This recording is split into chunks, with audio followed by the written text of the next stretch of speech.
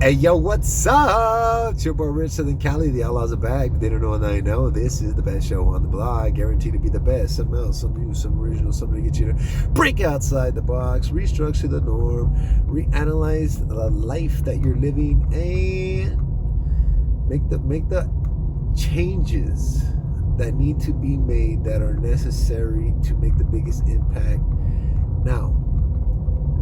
Like, you want to make these changes now. Like, the faster you could pinpoint certain things that are from A to B, go ahead and do that, is the key. So I was staying home a lot. I was like, oh, it's boring. So I started traveling more. I'm on a road trip right now. It's the weekend. I just got out of work. I'm gone till Sunday evening. What am I gonna do? I don't know. I'm gonna try and get you guys content. I'm taking this shit serious. Yeah. So I'm a traveling YouTuber now, and I'm a content creator, and I'm an influencer, but I ain't got nobody to influence, and I make no money. So I'm investing my own money and everything into this adventure, and I'm sharing it with you. So, I was gonna say, okay, so my whole, you gotta watch the other video to get a video, right? It's a series, right? It's a series. So I was talking about this idea I have, and I wanted to start a welding business. And the thing about it is how come I haven't done it yet is because some things take time. Like, if you want something done correctly, you need to do it correctly. You need to take your time and not rush the process. Sometimes success at a young age may be detrimental to your health. Sometimes people can't handle that type of situation, as in authority over people's lives and their livelihoods at that age. And so life chose to kind of hold it back. On top of that is I had to gain all the skills. See, welding is one thing where you have to go out into the field, or you're going to have like blueprints, or you're going to have parts and stuff brought to the shop, and you're going to either see it there broken, or you're going to see it as an example saying rebuild it from scratch brand new, or you're going to see fix it, you know what I mean, or you're going to see fabricate this as like basically wholesale, right? Like warehouse. Like, I want you and your company to build this one piece 50,000 times. My company, right? So you establish a company, and you create a website, and you do your social medias, and you begin to run it from scratch. Because I started off broke. I was homeless, right? So this is a irrational, kooky idea. So you build your website, you build your social medias, and this is kind of why I'm on video, because I wanted to be the marketing side of it, the advertising side of it. I guess you're meeting the owner, and you're seeing his personality, and you're getting a perspective into the company's inner workings type of format. So that where videography came into play. And so what I'm thinking is you establish yourself, and you meet the right people, you meet the right friendships and connections who want to go in on this adventure with you and build a company. One of your talents is welding, mine, on top of many other things or whatever. There are police reported ahead. You'd have to be like the group leader or whatnot, mine, right? I like that, what I want to do. But other people are like really good at being like secretaries, or they're really good at accounting naturally, or they're really good at documents, or they're really good at sales. And somehow you meet these people, and they're a part of your tribe, and they're your friendships, they're your groups. You get together, and you want to create a business as a team. So I think at some point it'll be something that I'm gonna end up building with people that are really close to me, that are valuable and lifelong figures in my life journey. It could be my kids, it could be some friendships. I would like a co-partner, a female, who would fill that gap and fill that role. So it's kind of like you go to work together, and then, well, you built the whole fucking company together. That'd be great. If it never happens, well, I'll do it alone, with all the help and support and the friendships that come along the journey. But so you get it all situated with your LLC, your EIN, you get your company insurance, you get your company truck, you get it all established with the insurance for the truck, right? You put your labels and everything, you get your equipment, you're gonna have an inventory of all the stuff that needs to be done, get it done. And it's a real company, right? You're building it. Then you're gonna go around grabbing contracts, whether it be a one-time contract to fix something, or a multiple-time contract with the company to come back and do repairs if needed, or some situation like that. Like it's an apartment complex or something, for example, and they have multiples. The owner has multiples, and you're contracted to do all the welding work for all the different properties. There are police reported ahead. And so at any point, 24 hours a day, they already got the contract. Those are the rates. They call you, you show up, you get it done. Call you, show up, get it done. It's already a formally written down, formally agreed upon scenario. That's something that your company could get into. And with that, it's long-term committed work. Those contracts is securing the bag for you and your employees. So then you have contracts with companies who build certain components, or they build certain objects and they need certain components made. So your company goes out and finds these places and hopefully grabs the contracts to manufacture them as a whole. So you might go to, like, I don't know, say you meet Ford. You go and you meet Ford, and they want something built for a car or a truck or multiples, and they got the blueprints, and they said, we need these built because the other company that was working for us, they went out of business. So the contract's open, and you go and you bid, and they give you the job to make 500 fucking thousand of these a year for the next 20 years for multiple projects. And you agree, and your company gets the fucking job overnight, you just turn into a multi-millionaire. It took you, America, that would fucking retire my children and my grandchildren and my great-great-great-great-great-grandchildren forever. That one move could retire everybody in my family bloodline forever. That will move. Because it's a real business. Because it provides a service, and it has value. In half a mile, keep left to continue on I-10 Express. That you can see. It manifests. On top of that, by word of mouth. On top of that, like, you get customers by word of mouth, on top of your social media, on top of your marketing and branding, on top of you putting out video content that shows all the process and the projects that you've done. So you're getting at the normal person. Keep left to continue on I-10 Express.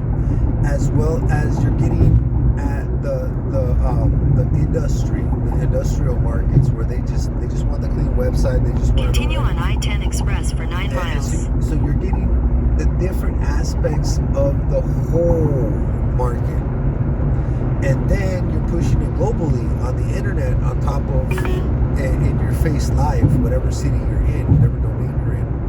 So you're going to get the opportunities to expand regionally, locally, and right cross counties, cross states, maybe even multinational jobs. I'm thinking this is possible.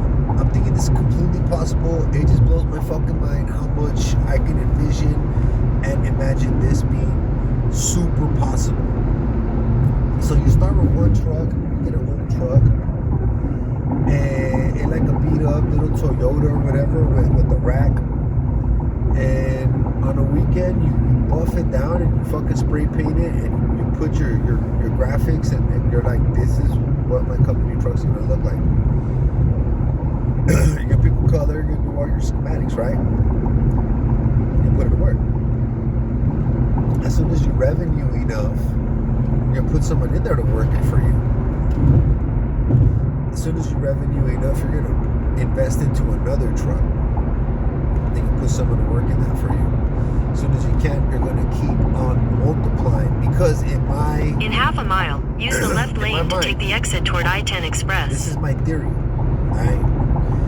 If you buy an older vehicle, the insurance on it is lower, the tags are lower, and they're reliable because they're still working after all that fucking time. You know they're reliable. And then you need it for work. Use the left lane to take the exit toward I-10 Express. Okay, so you need it for work, right? And the tools, they're assets in that industry.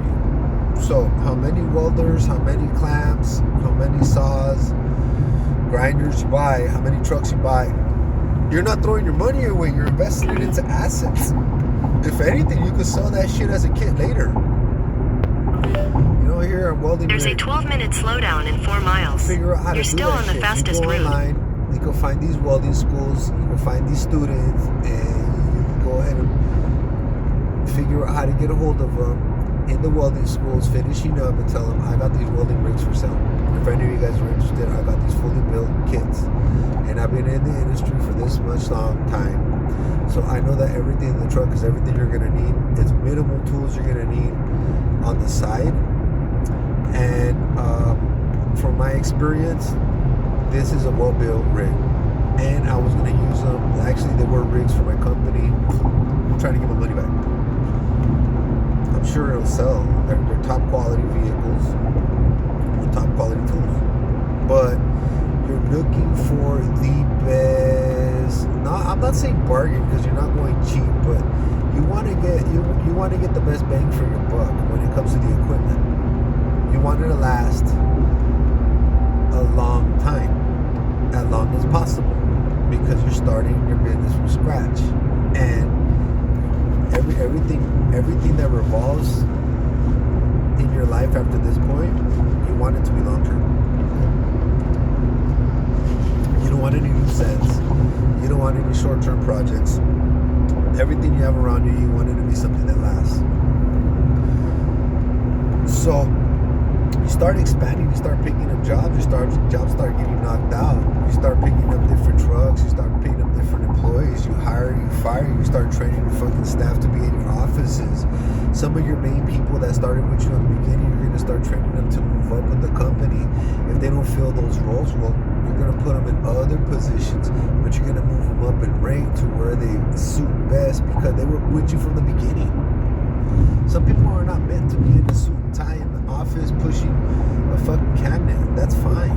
But what I'm saying is if the shit expands and grows the way I see it having potential in my vision, there are going to be a lot of opportunities to move these founding members of the company into positions where their skills can be elevated so that we can accommodate the right type of financial pay wages for those very, very loved and appreciated and vital members of our work community.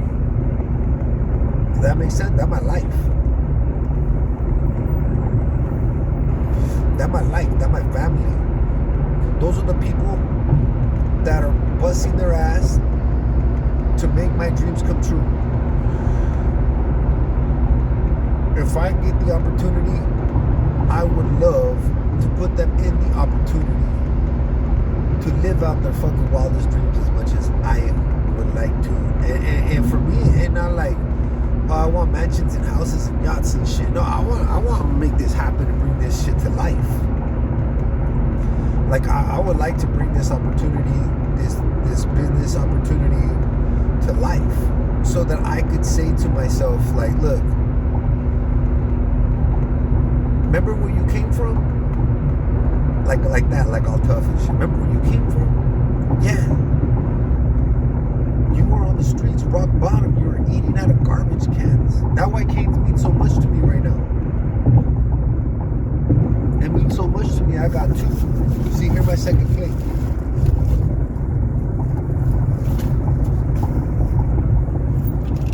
I already ate one. That's why canes mean so much to me. Because I used to have to eat out the garbage cans when I was hungry. And it was never enough. I was always hungry. You could tell that. I will always stay hungry. It was never enough to the point where, to this day, I mean, two plates is enough. But back in the day, I would eat 2, 3, 4, or 5 because there'd be fucking days without eating. I wouldn't be able to stop eating when I ran into a good garbage can. And but then the story was like, you smoked a lot of weed. Yeah, you had some money. I was like, well, I mean, I had money to buy food and stuff when need be later on in the process. But a lot of girls and a lot of homies used to bring me weed, to be honest with you. That's how I got weed. I had homies bring me ounces. I had girls bring me like half ounces, bomb-ass chronic, wax pins, blunts, pre-roll joints, Jeter jars, Stizzies. That were I learned about the brands really. It was the people or whatever who would bring me, because I would hold a fucking sign on the freeway that said got any extra weed, and I would get a good amount of weed. Like, I'm talking a lot. I just fucking said a lot of fucking weed right there, right? Those are memories. And there was this one female, dear to my heart, names, right? I don't got all the fucking names, right? But she used to bring me like a quarter, like a fat quarter to a half ounce once a week. And I really love her with all my heart for being there for me like that. That's a lot of money. That's a lot of money that she invested into me. There were people who would bring me food. I really love them with all my heart because that was a heartfelt gesture that they invested into me. Clothes, homies, guys and girls, and there was gays and trannies too.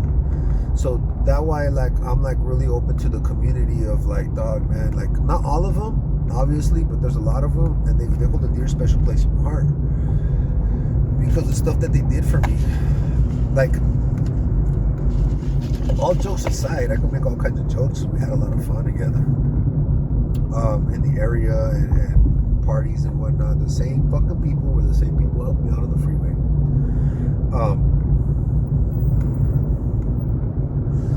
They're really nice. They're really respectful. And I wish I was romantic like a homo. These homos are fucking romantic. One time this guy hit me up. He was like, oh, my name is, let's call him Ruben. My name is Ruben.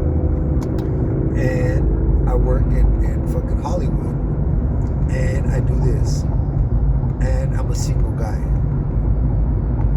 But I'm gay.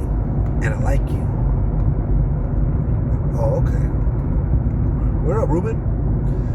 Would you mind if I brought you lunch tomorrow? It's like, no, I would really appreciate that. You're a really handsome man, and I really like you. I see you all the time. I really like you. I like your personality. If you don't mind, I would like to bring you lunch tomorrow. That sounds great, Ruben. Thank you. I appreciate the thought. The next day, he brings me motherfucking lunch. It was like some chicken, bomb-ass fancy stuff. Mashed potatoes with gravy, some vegetables, some other stuff, 2 bags of chips, 2 Gatorades, 2 energy drinks, Monster energy drinks, and some like snacks, some like sugary treats.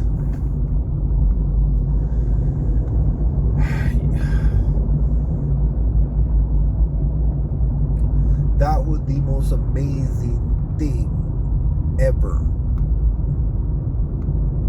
So when I say that I really have a certain love and appreciation and it's like, wow, you really made a humongous impact on my life type of personality, these certain types of events are what triggered that type of personality to come out of me.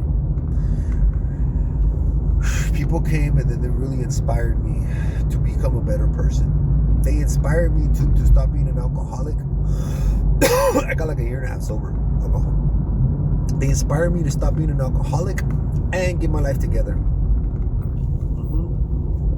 These girls, they were so beautiful, right?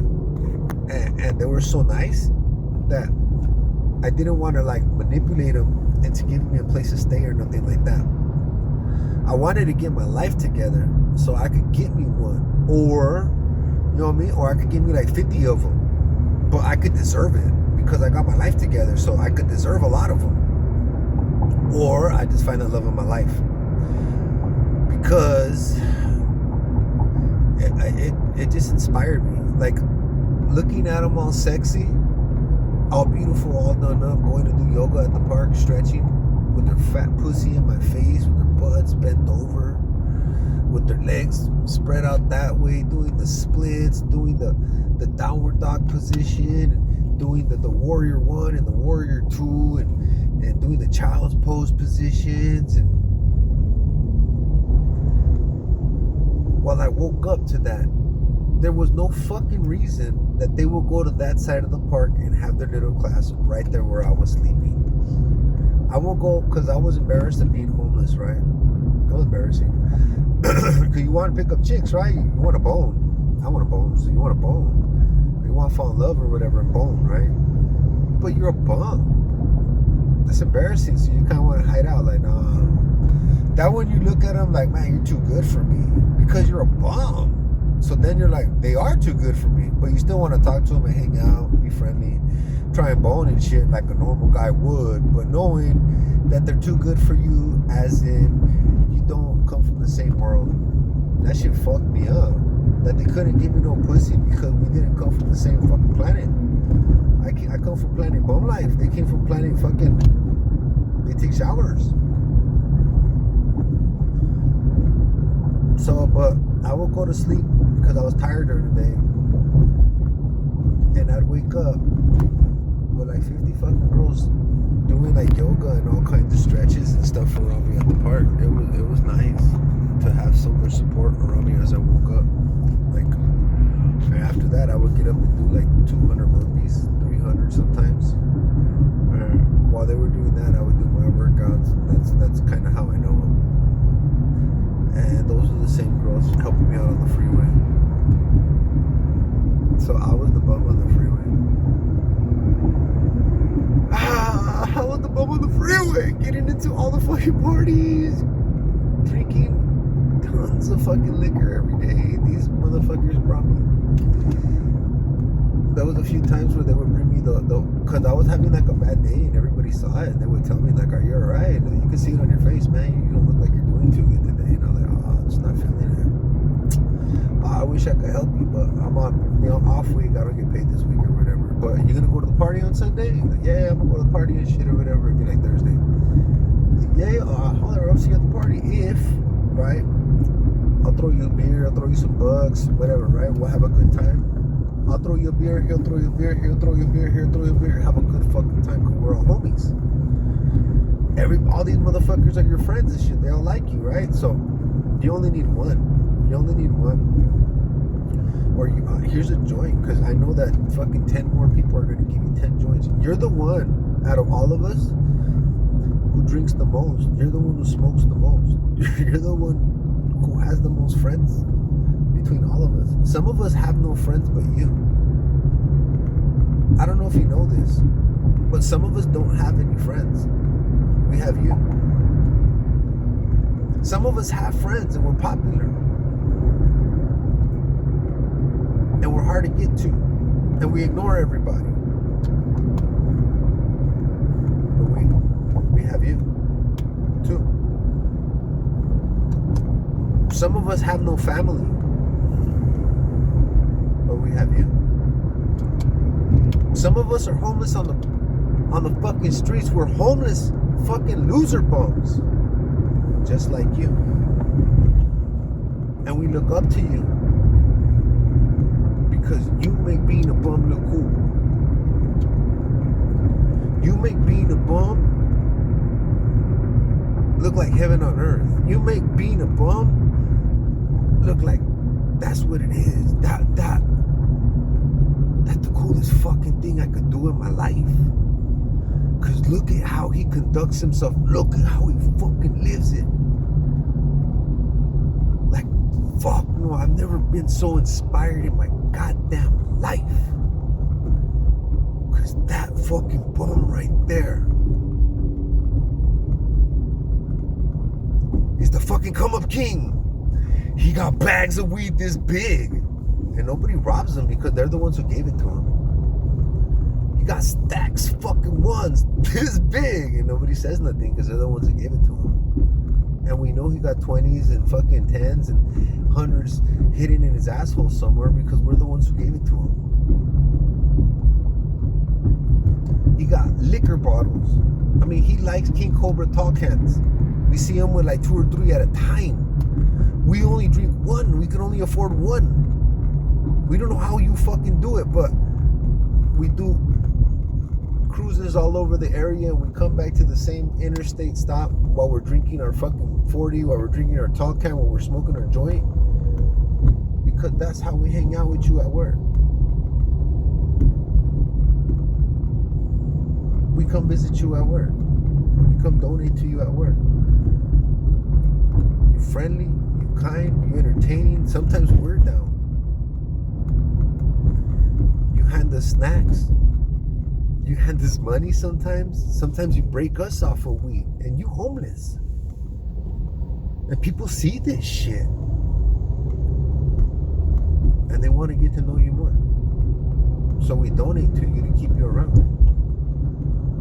So anyways, y'all, it's about 26 minutes in the video. I'm going to catch y'all later. Video of the day. Yeah.